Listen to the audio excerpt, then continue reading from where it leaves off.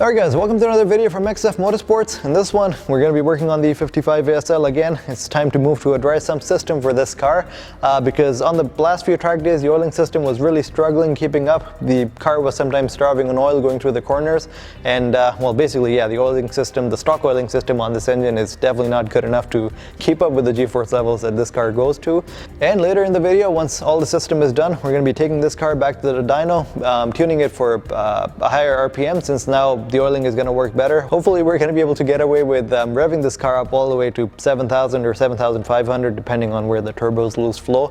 I'm also going to be giving it more boost, so I'm really curious to see how much more power we get out of this engine after all the changes are done, and then also testing it out on track, going out for another track day and seeing how this new oiling system actually does on the track. So definitely a lot of work to do in this video. Let's start off by taking a few things apart, having a look inside the engine right now, seeing how the rod bearings and everything was keeping up with this current oiling system, and then change to the new dry sump system, and then well, yeah, take the car out on track again. So starting off by quickly showing you guys the car, and since a lot of people were asking in the comment section a lot of questions about the car, let's actually start off by, well, telling you guys a bit, giving you guys a quick introduction to the car. So this is the E55 ASL. It's called the ASL because, well, ASL stands for actually sporty lightweight. It's a bit of a joke because, well, Mercedes SLs, SL stands for sporty lightweight, but SLs aren't really light cars, they're really heavy cars. And I had an SL before, and all the Miata people used to make fun of it for like being called sporty lightweight when it's actually 1,800 kilograms. So this one we decided to call it actually sporty lightweight, since it actually weighs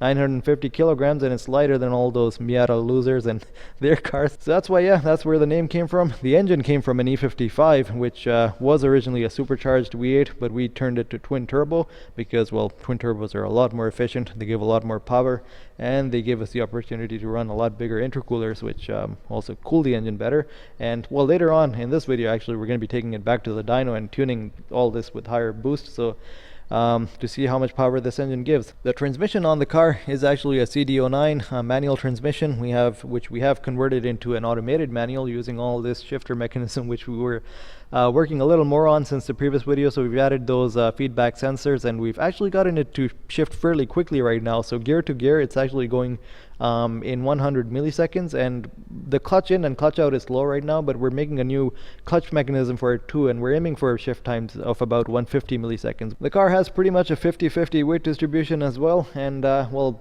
getting to the stuff that we're going to be doing in this video. So right now, yeah, we're going to be taking the floor off, we're going to be taking the upper and lower oil pans off the engine, and while I'm at it, I'm actually going to take a quick look at everything inside the engine too, because this engine has been really reliable ever since I rebuilt it. I haven't really had to open anything on it ever since the rebuild, which is really good, but I don't want to push my luck too far. While things are apart, I want to have a look at the rod bearings and everything, make sure that they're okay, because the engine has been starving on oil on the last few track days, and also on the last track day actually I broke the serpentine belt and overheated the engine 2 times.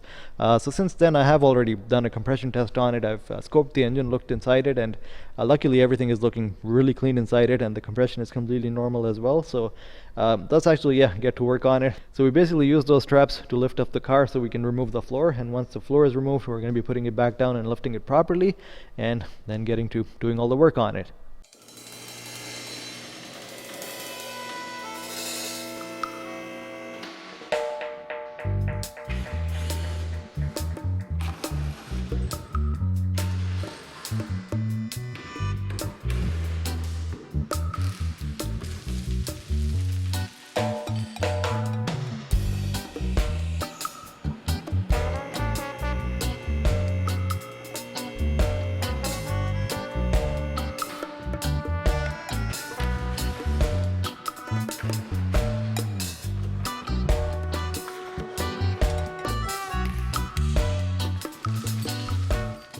So after taking all the bodywork off, here's a first look underneath the car, which is also a pretty new sight for me actually, because, well, it's been a year and a half, probably even longer, since I've had a look underneath this car, because, well, the oil changes and stuff, I always used to do them from the top, and other than that, there hasn't really been a reason to have a look underneath the car. But, well, now looking at it underneath, there is a little bit of oil pooling up over here. This is just from blow-by, because every time you go on the track, you take a few hard corners, it starts burning up oil, and oil starts pooling up in the heads, and then it starts leaking out of the breathers. So that's an issue. I'm hoping that with the dry sump is going to be gone completely, but let's actually do it first and find out. Here's the ripped up serpentine belt over here that I also need to clean up and put things back together, and well, actually showing you guys where the dry sump tank and stuff is going to go. So my plan is to put it over here. That's where it was supposed to be in the design. So for now, let's actually get to removing the upper and lower oil pan, having a look at the rod bearings and everything, which I'm really curious to see how they've been holding up with all that oil starvation and all that track abuse. So for removing the oil pans, it's actually fairly easy to do on this car. Just this cross member comes off, and then the upper and lower oil pan are already accessible, so that's going to be fairly easy. Let's actually get to having a look over there and then see what condition we find everything in.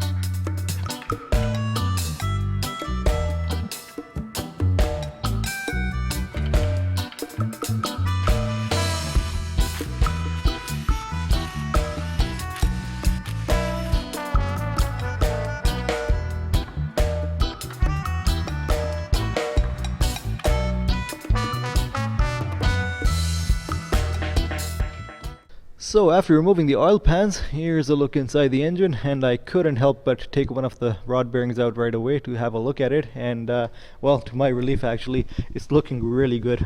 Even after all that oil starvation, it hasn't worn down to any significant amount. You can see all that scratchiness in there, which is a definite sign of oil starvation. You always see these scratches when a car has run without oil or starved on oil at some point, which I know this one for sure has starved on oil, because I was looking at the oil pressures and also looking at the telemetry, and in corners it was definitely struggling to keep pressure.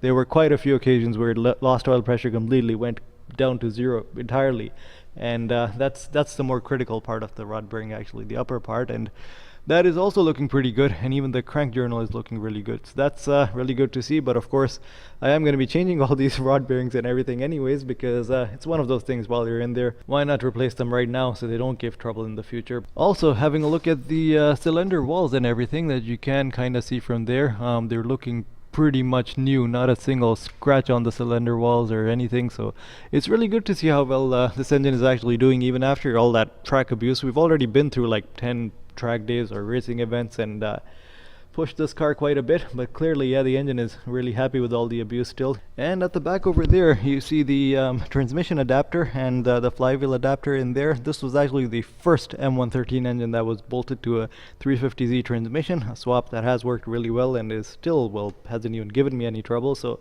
well, this was the first, but I'm pretty sure now you guys are going to be seeing a whole lot more of these, judging by how many people have been buying these adapter kits. Well, getting to the thing we have to do now. Next, let's actually get to removing the oil pump. Let's get to removing all the rod bearings so I can replace them, and also changing a few other things in there while I'm in there, just so that they don't give trouble. Also the oil pump gears, actually.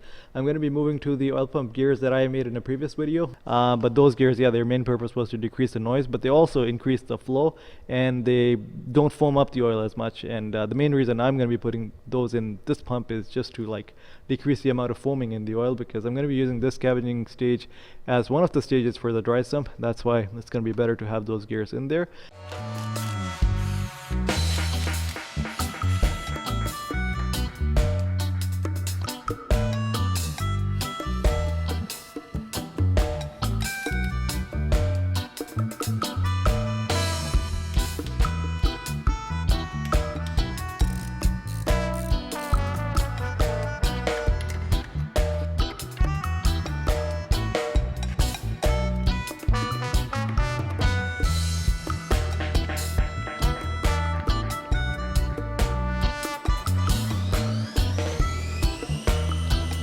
Once the pump was taken apart, we went on making these dry sump gears that we also made in a previous video. That one was a much better dry sump system. This one was just a quick, cheap dry sump that I made for this car, just because I was really short on time and I did not have the time to do this proper thing. So One of the scavenging stages we used from the main pump, and then the second one we stole another pump from an Audi A4 that we machined and modified to work as a scavenging stage, and that was the second scavenging stage basically.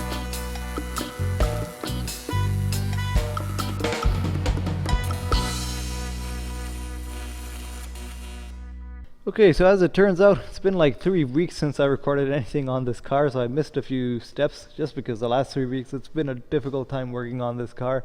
Every time I put it on the lift and turn a single screw, someone else comes in and I have to do some work on some other car, and then I have to take this car off the lift again. So basically it's been on and off the lift like 5 times just to get this much work done. That's why it was a little difficult to follow along and record too, but now basically I'm at the last day. I have the last day left to work on this system to finish it up hopefully, because after this there's a few more busy days at the shop again. I probably wouldn't get time for this car, but basically yeah, walking you guys through everything that I did since the last time I was recording everything that I was doing on this car. We've made some modifications to the upper oil pan so that we can take out some hoses out of the engine, and basically what these hoses are is this was the main collector that used to go at the back, which fed oil to the entire engine, but now this hose is external. So this is the main inlet of the engine now. Wherever I link this hose, and this hose will later be linked to that pan, which is going to be the external oil tank now. And well, this hose is just from the scavenging stage then, so this will also go to an air oil separator that will sit on top of that tank, and then that will basically separate the air and the oil will go into that tank, and then the air will just escape from the top. In addition to that, there's also one more outlet that goes at the lower oil pan now, so we've made a bunch of modifications over here. Ideally it would have been better to just get rid of this whole lower oil pan and added a flat oil sump over here, just so that there's no extra place for the oil to go and all the oil is forced to get sucked out of the engine, which is usually the way they do it in dry sumps. It's also the same way we've done it for the F1 engine. That has a much better dry sump than this one, but since we're in a rush with this one, I just cut and modified everything that I could in this oil pan. I got rid of all the oil level sensor stuff because there's not going to be any oil level in this tank now. It's always going to be sucked dry. And basically, yeah, the way it's going to work is that the front sump is already going to be sucked dry by the factory pump. There's going to be an additional pump that we're going to add over here, which is going to suck this pan dry, and then the oil from both these pans is then going to end up in this tank. And then this tank is basically, it has an oil inlet that I need to add all the way at the bottom. That's what that hole is for. It's going to go somewhere in the center right here. But now, yeah, I still have a bunch of work left. I need to finish up on that tank. I need to put the lower oil pan on, and then I basically, yeah, need to finish up on everything and get this engine running.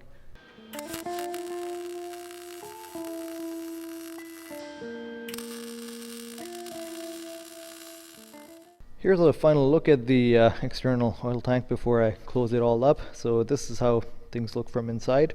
There's this baffle plate, of course, that will, there's trapdoors over here that will let oil down, but it wouldn't let oil back up. So hopefully the way it's supposed to operate is that this section over here is the section where when I will fill up the oil initially, I will fill it up pretty much till the top, not exactly to the top because I don't want it to overflow, but basically, yeah, when the car goes around the track, obviously some oil will splash around, end up in the heads and other places where it's not supposed to be. So the oil level over here will drop, but hopefully it shouldn't drop below this point. So this bottom plate should always be filled with oil, and the oil will stay there even if you take high G-forces and like go high on the brakes, because these plates will close and they wouldn't let any oil up. Anyways, yeah, getting to what's left on it now. Next I have to add this plate on the top, and also add these this oil air separator. This is basically, I'm just stealing this from Mercedes. This is their air oil separator that they use on their engines. So basically what happens is the scavenging stages flow oil, all the foamy oil, to this hose over here, and this then flows the oil in a sharp spiral. And basically what that does is that because of the force pushing the oil outwards, since oil is heavier than air, all the oil ends up on the outside of the spiral, and then the spiral leads the oil underneath. And then you can see those holes in the middle. That's where the air comes out, and then the air basically ends up in the center and it just flows out from the top.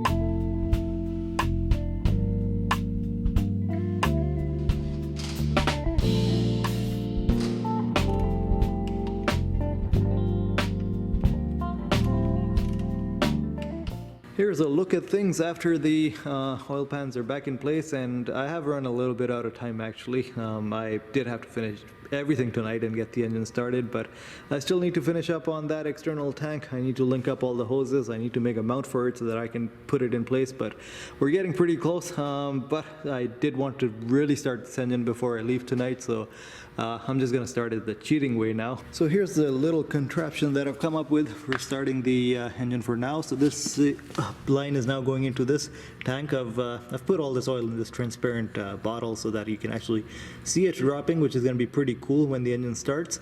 And while telling you guys the flow rate of this engine, by the way, the flow rate, according to my calculations of this oil pump, is like a liter a second at 5,000 RPM. So basically at 5,000 RPM, this is only 2 liters of oil. This will finish in 2 seconds.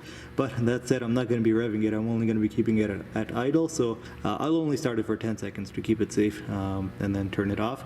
I'm not sure if this is going to be enough oil to actually see a return, but this is the line from the scavenging stages, the return line. It's just going into that tank, and the other line is just going to drain straight into that tank. So hopefully, if it's enough oil to cycle through the engine and come back out, we will see it draining over there.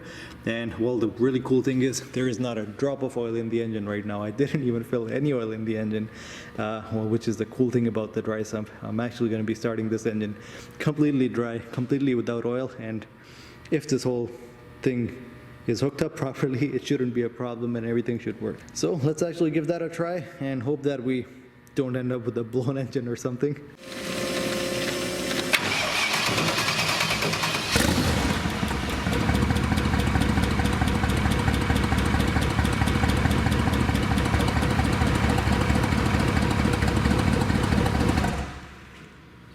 So after a bit more work, here's the progress on the dry sump. So I have been able to finish the external tank, and we were pretty much ready to mount it in. But yeah, just to quickly explain how this all works before putting it in. So these two hoses are the hoses that are going to come from the scavenging stages that are going to flow all the oil and a little bit of air back into this tank. The air will escape hopefully from this point and go out of the car, and I'm hoping that not too much oil comes out of here, otherwise I'll have to add a separate oil catch can. But I'm hoping this system is gonna help with all the blow-by issues that this engine had before.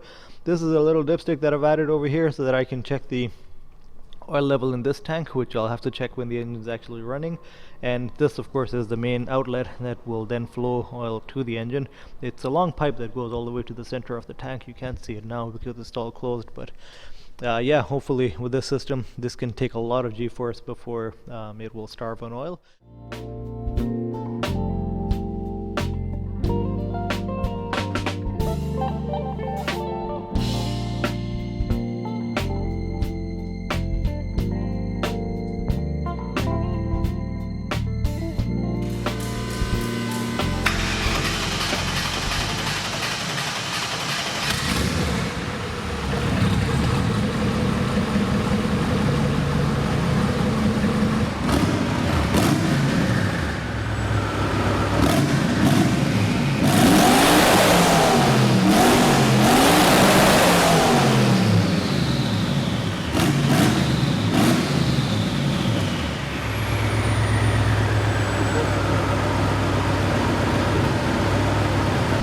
So there it is, the engine finally running with the whole dry sump, and it's well, it's pretty cool to see the engine running like this. It took me a few attempts to get the oil level right. It's a little tricky because you have to fill it on a running engine. So this is the oil dipstick over here, and basically what happens is the engine has to be running because that's the only time the external tank is going to be filled with the scavenging stages.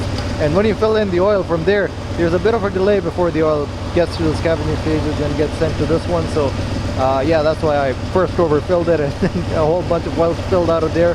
But I think now I've gotten the oil level pretty much right. And the really cool thing to see is that this was the crank breather hose, the hose that usually like is connected to the crankcase where the engine breathes from, and usually there's air coming out of this one, but now when I press my finger on it, there's a little bit of a vacuum in it. Not too much at idle, but when you rev it, there's more of a vacuum in this pipe. It's pretty cool to see because that's usually not the case in your regular road cars. Usually there's air coming out of the crankcase from this hose out, but now there's actually air going into it. On proper racing engines, what they do with the dry sump is that they block off the crank ventilation hoses completely so that they can make like a partial vacuum inside the crankcase, which helps to reduce wind losses even further and make more power. But and also, well, it helps the piston rings seal better as well, which is why it's one of the reasons why they do it. But what I'm going to do is I'm not going to block it off completely. I'm probably just going to put an orifice or something over here, because I don't want too much vacuum in the crankcase, because what that can do is it can sometimes damage the front main seal or the rear main seal. Since it is a road car engine, it's not meant to have such a strong vacuum in the crankcase. That's why I will probably not go too extreme with that. Okay, so today's finally the day when I'm going to be taking this car to the dyno, and I've actually done a few changes yesterday on the car. I've switched up the tires finally, put it on the Hoosier A7s, which I had to put on for a while actually, but I didn't put them on because I wasn't feeling confident enough. Inside the car, I've tidied up all the wires from the shifter and everything, which, well, I still need to tidy them up more, and I also need to make a cover for all this, but that's something for later. And also fixed up the floor and all the carbon fiber that got damaged on the last track day because of it scraping on the track. So yeah, now all that's left is I need to lift up the car once more. I need to put the floor and all the bodywork back on, and then finally load it on the trailer and take it to the dyno.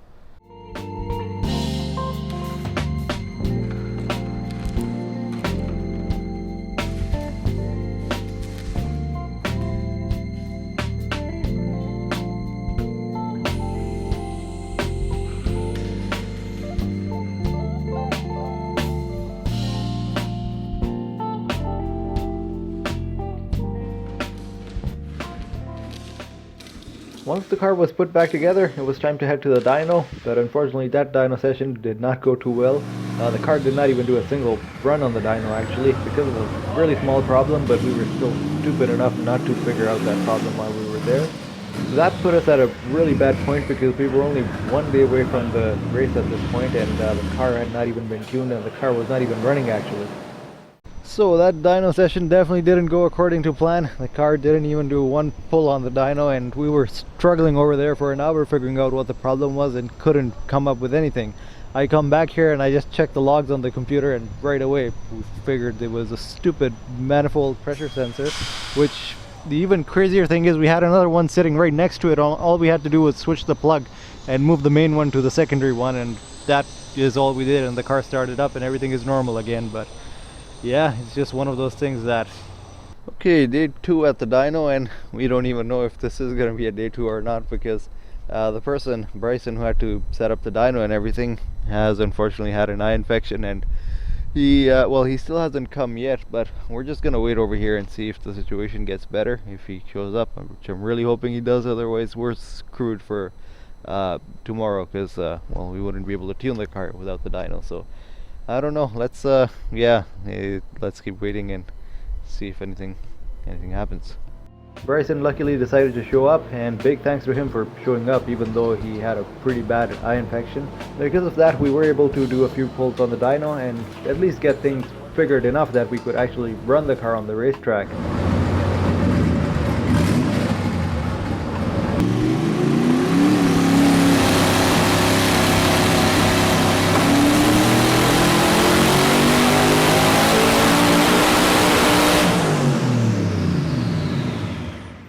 The car was still having massive tuning issues though. Every time it would see boost, the target AFRs would go to 9, which is a value, well, the sensors don't even read, so that's why it would keep on dumping fuel trying to reach that value until the injectors would hit 95% duty cycle, and yeah, it wasn't making power that way. It was just dumping all the fuel into the engine. This was the same problem that, well, started at Northern Speed Time Attack and also were in that track day, but it was something that I unfortunately couldn't even figure then, and not even until the race. It's just something that I recently figured after the race. But yeah, luckily now I do have a solution for this, but at that point I didn't have a solution, which is why the car ran pretty horrible.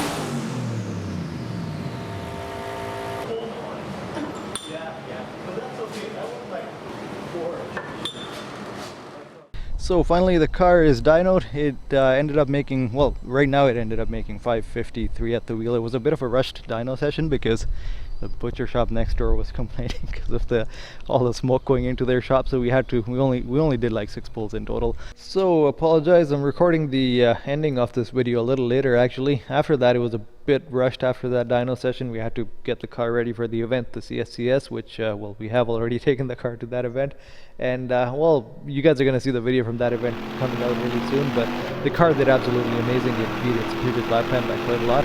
even though it wasn't running the power that we were hoping to run, but still the car did pretty well. Talking about the dry sump, how that did on the track, that also did really well. The oil starvation issue and everything was gone completely. There was solid oil pressure now, no matter how hard you brake or take corners or like go over curbs or whatever. So that was really good to see that that whole issue is completely gone now, and hopefully the engine is now gonna last a lot longer than what it would have lasted before. And while talking about the tune and why we couldn't make more power with a dry sump, even though we were hoping to make more power. So, well, the main issue was just a tuning issue. There was an issue with the AEM. It was running extremely rich, just dumping all the fuel into the engine. Like injectors were going all the way to 95% duty cycle. Part of the problem was an O2 sensor too that was behaving funny on one bank. So I basically ignored the reading from that O2 sensor, and I was only using one. Now I've just ordered 2 new sensors. I'm just going to be putting these new ones on so that just to eliminate any problems with the sensors at least. But the ECU itself also has a problem that as soon as it sees boost, no matter what you put in the target AFR table, it just like takes the target AFR to 9 and just keeps dumping fuel into the engine. So that's something that I'll contact AEM about, and hopefully they'll know a solution to that. And well, the other problem was finding more dyno time with this car so we could really work on the tune and improve things, and I've also figured a solution to that, which is actually a really cool one. We found a way to actually make an onboard dyno on this car, which I don't think has ever been done before, but we've actually already given it a try.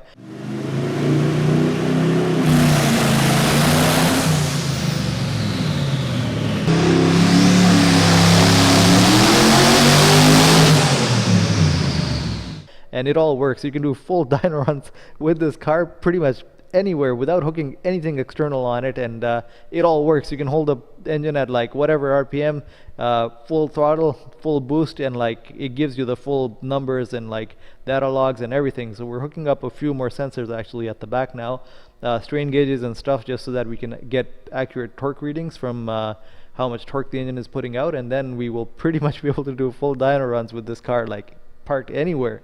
Hopefully we'll have a lot more time then to figure out the tune and give it more boost and get all these issues sorted that we're dealing with right now. And the summer is pretty much over here in Canada. This was the last CSCS event of the year, but we're still planning to do one more track day to take this car out on TMP, hopefully run it with full power and see how everything runs and how things do. So yeah, pretty cool, the stuff that is coming up for you guys. And also, well, one thing I forgot to mention, the shifter at all.